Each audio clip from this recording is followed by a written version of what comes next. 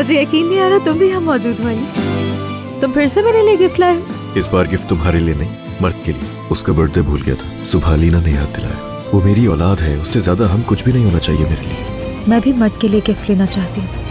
अलमास चली गई क्या? बहुत अच्छी लग रही थी, कहीं जा रही थी शायद। मर्द के बर्थडे पर जा रही। तुम्हें तो इनवाइट नहीं किया होगा ना? कुछ सोचो ना अच्छा सा। अपना तो फोन वहीं भूल गई मैं।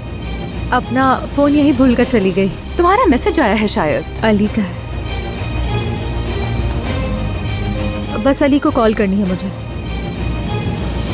मुझे तुम्हारा मैसेज मिला है, समझ नहीं आ रहा कि मैं क्या जवाब दूं, तो प्लीज मुझे कॉल करो।